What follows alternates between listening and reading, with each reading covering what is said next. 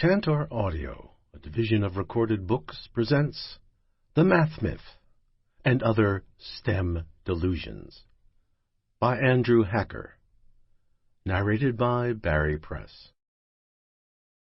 Publisher's note: this audiobook is packaged with bonus material, which has been included on the first audio and MP3 CD.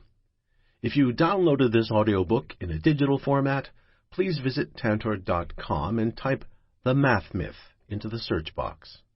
Follow the link to the book's page, then click on PDF Extra 1. When prompted, enter the access code equation to access the bonus material. Chapter 1. The M in STEM.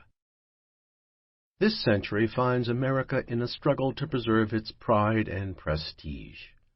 Almost daily, evidence accrues that the United States lacks the resources to reign over world affairs.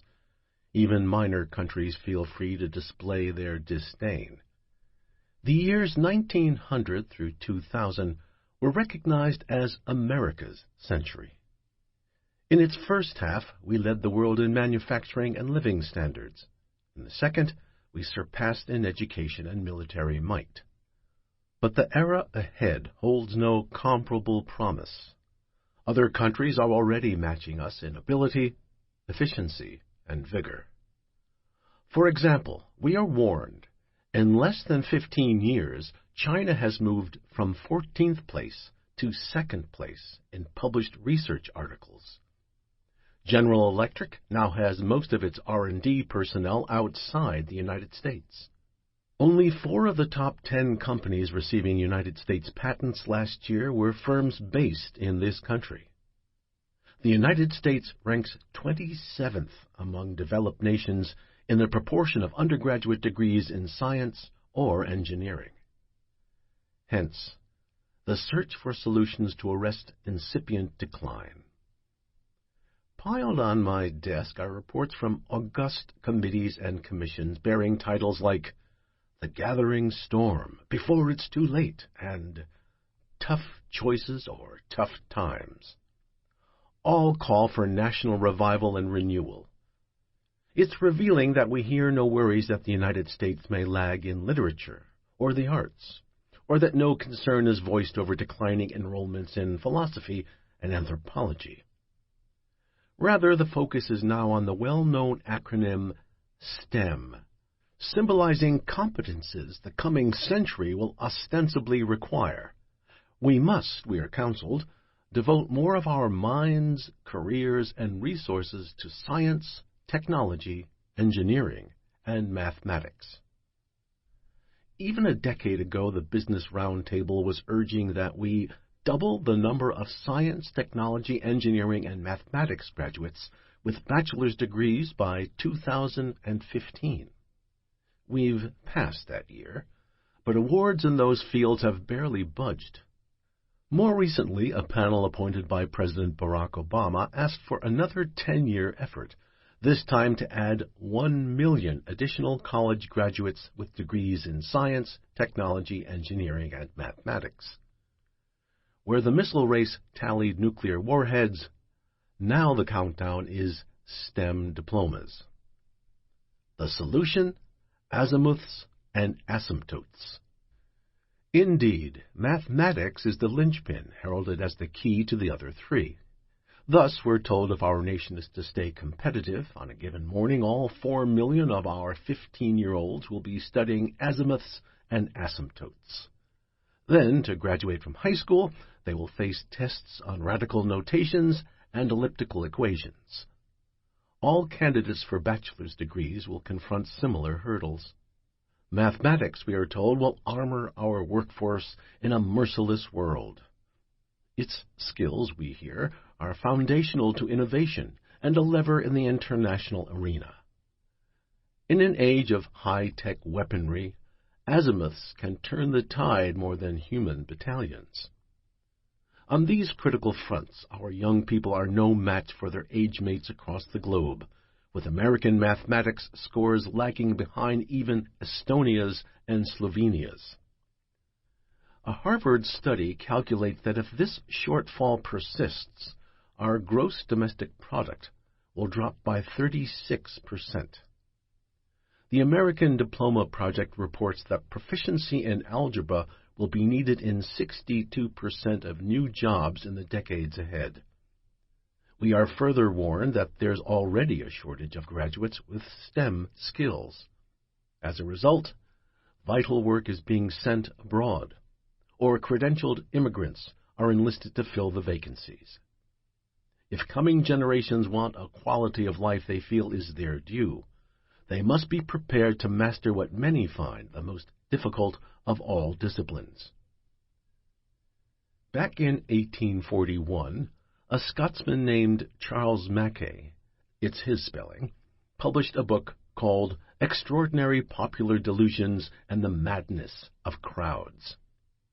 He showed how hoaxes, frauds, and hallucinations come in varied guises, from stalking witches to marching off to wars. In more sophisticated times, delusions must show a surface plausibility if they are to ensnare an ostensibly educated populace. Among our era's delusions are the powers ascribed to mathematics, spurred by a desperate faith in skills abbreviated by the STEM acronym. Together they have animated a major mythology of our time. Like all myths, they start with a modicum of truth, and can be beguiling on first reading. In the chapters ahead, I will show why these beliefs, even when sincerely held, are wholly or largely wrong, lacking in factual support, and usually based on wishful logic.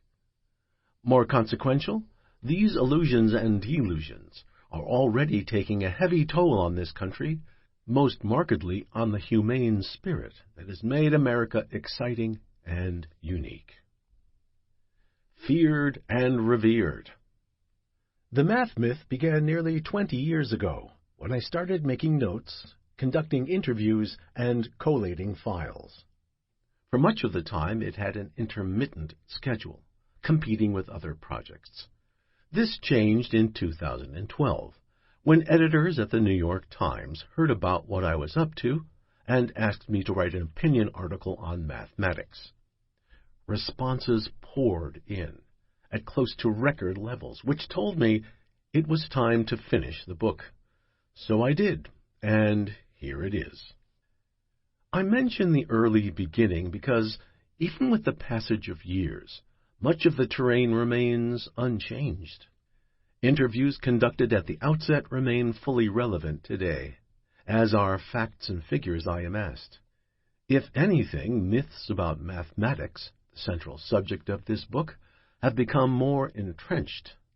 This is why I believe that the math myth is needed. This country has problems, but more mathematics isn't one of the solutions. Other books of mine have ranged broadly from race and wealth to corporate power and the gulf between the sexes. I have also sojourned in philosophy, writing on titans like Plato, Hegel, and Rousseau. So, why now mathematics? My answer is that I have found it an absorbing example of how a society can cling to policies and practices that serve no rational purpose. They persist because they are embedded, usually bolstered by those who benefit. Nor are the issues entirely academic. Making mathematics a barrier ends up suppressing opportunities, stifling creativity, and denying society a wealth of varied talents. Although I have taught in a department of mathematics at a respected college, strictly speaking, I'm not a mathematician in that I have no degrees in the discipline. Still, I can admit to being a social scientist, which has always had a quantitative side. I also have a fair reputation for being agile with numbers. But this is not a mathematics book, in the sense of being a textbook, or a volume on the beauties of topology. Rather, it is about mathematics, as an ideology, an industry, even a secular religion. As a long-gone wag once put it, mathematics is both feared and revered. feared by those who recall it as their worst academic subject, if not a class that blighted their day. Mathematics is also revered as an inspiring achievement, all the more esteemed because so much of it is beyond their ability to grasp. Amid this aura of awe, it's easy to argue that even more of it should be taught and learned. Yet, on the other side is the obdurate fact that of the millions of high school and college students subjected to mathematics, distressing proportions are slated to fail. This book asks a seemingly ingenuous question. Why do we impose so prolonged a sequence of a singular discipline with no alternatives or exemptions? Given our skeptical age, I find it curious that hardly anyone has asked. Passing Pascal. The mathematics regimen is already well entrenched. Under current expectations, every young American will study geometry, trigonometry, plus 2 years of algebra, with talk of adding calculus to the menu. These requirements have consequences. Currently, 1 in 5 of our young people does not finish high school, a dismal rate compared with other developed countries. Of those who manage to graduate and decide on college, close to half will leave without a degree. At both levels, failure to pass mandated mathematics courses is the chief academic reason they do not finish. Notice the italics. There are other causes, including prison and pregnancies. Usual responses reflect this country's can-do spirit. Calls are heard to return to rigor and end feel-good nostrums. Our goal should be to make the entire nation mathematically adept, starting early with those of school age. Just as wars were declared on poverty and drugs, so our classrooms must be viewed as battlegrounds, armed with more qualified teachers and stringent curriculums. Clarions like these give birth to the Common Core State Standards, which at this writing hold sway in more than 40 states. On coordinated dates, all public school students in the states will take the same or parallel tests on specified subjects. The most decisive tests, gauged by the possibility of failure, will be in mathematics, where pupils will confront questions like these. Use the properties of exponents to interpret expressions of exponential functions.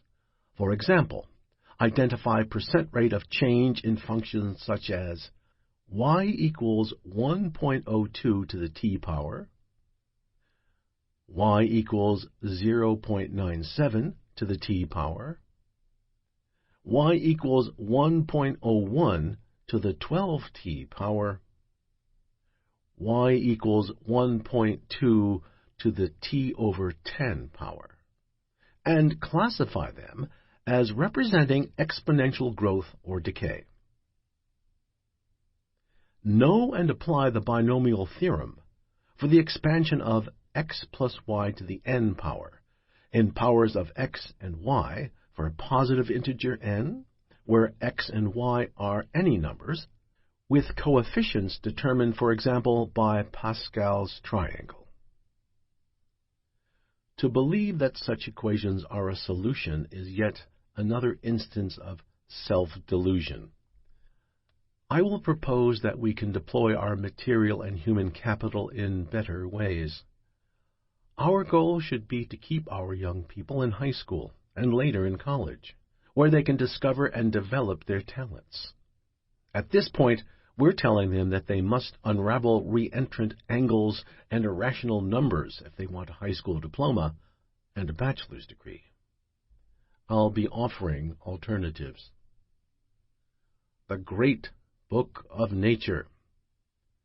In no way is this book anti-mathematics, if such a stance is possible. I would be elated if everyone understood what mathematics is and does, along with the breadth and depth of its achievements. Sadly, few mathematicians seek to evoke this appreciation, whether in their classrooms or to wider audiences. I will argue that if mathematics is to join the liberal arts, it needs to meet the rest of the world halfway. I'd also like everyone to appreciate how mathematics undergirds our lives.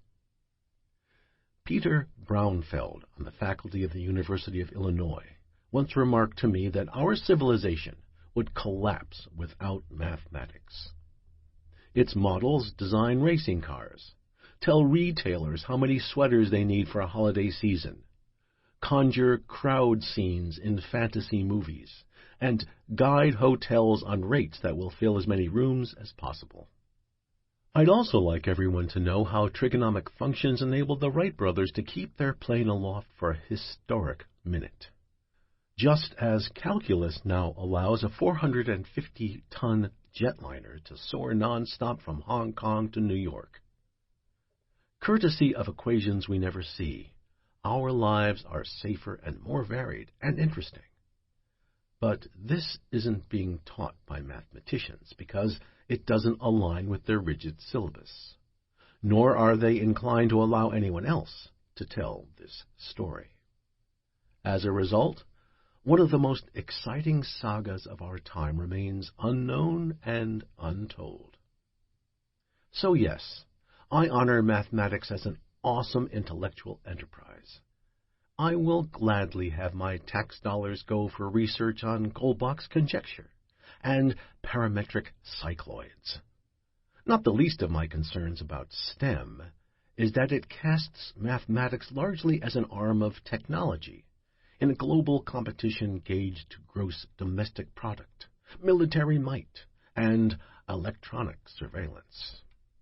I would like all liberal arts students, indeed everyone, to know what Galileo meant when he called mathematics the great book of nature, or why Isaac Newton subtitled his Principia Mathematica a study in natural philosophy.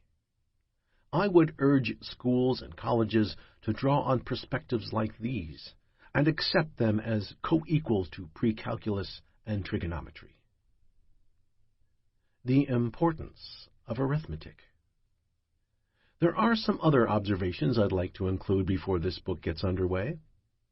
One is to highlight the difference between mathematics and arithmetic, if only because the terms tend to get conflated. For instance, we speak of mathematics scores of third graders, when all they were tested on was plain vanilla arithmetic. Mathematics basically begins in high school, extends from geometry through calculus, and ultimately soars to the ethereal pursuits of specialists and scholars. Arithmetic is addition, subtraction, multiplication, and division, followed by fractions, decimals, percentages, and ratios, and the statistics we encounter in our everyday lives. All of us should get arithmetic under our belts in elementary school. At this point, the challenge is not to immerse more people in more mathematics. Rather, it is that many, if not most young people and adults, are insufficiently agile in arithmetic. Of course, they can add and subtract, but a 2013 study of adults in 23 countries found the United States third from the bottom in ostensibly simple tasks like using odometer readings to submit an expense report. If that's a cause for worry, and I believe it is, it needs to be remedied on its own terrain. There is ample evidence that mathematics, as it is currently taught, does not improve quantitative literacy or quantitative reasoning, or facility with figures that inform and organize our lives. Even if most American adults once studied algebra, geometry, and phases of calculus, it hasn't enhanced their numerical competence. What's needed is what I'll be calling adult arithmetic, or what John Allen Paulos has termed numeracy. Nor does this mean revisiting fourth grade. Numeracy can and should be taught at a demanding level.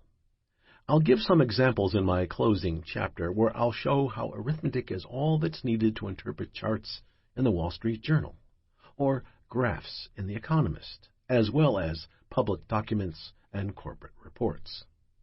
The editors at the New York Times chose to title my article "Is Algebra Necessary?" implying I thought it was not. For my part, I would have phrased the question, how much mathematics is too much? I admit that in this book I occasionally use algebra as a surrogate for the full mathematics sequence.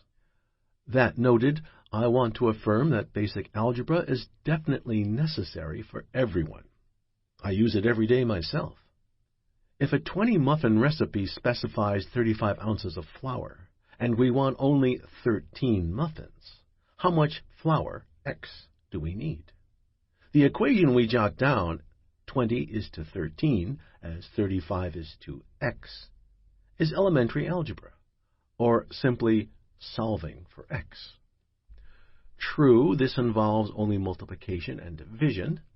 Still, every teenager and adult should have this skill and understand the reasoning behind it. The current regimen expects students to master not only X equations, but also associative properties, squared binomials, and prime factorization. Anthony Carnevale and Donna Desrochers once remarked that there can be such a thing as too much mathematics. Those words deserve respectful pondering. Options and alternatives. Arithmetic has always been a required subject, as it certainly should. But ought mathematics be made optional? Should ninth graders be allowed to forego geometry because they've heard it's hard? Paul Lockhart, a virtuoso mathematics teacher at St. Anne's School in Brooklyn, thinks so. There is no more reliable way to kill enthusiasm and interest in a subject than to make it a mandatory part of the school curriculum, he says of his chosen field. Part of me agrees with him.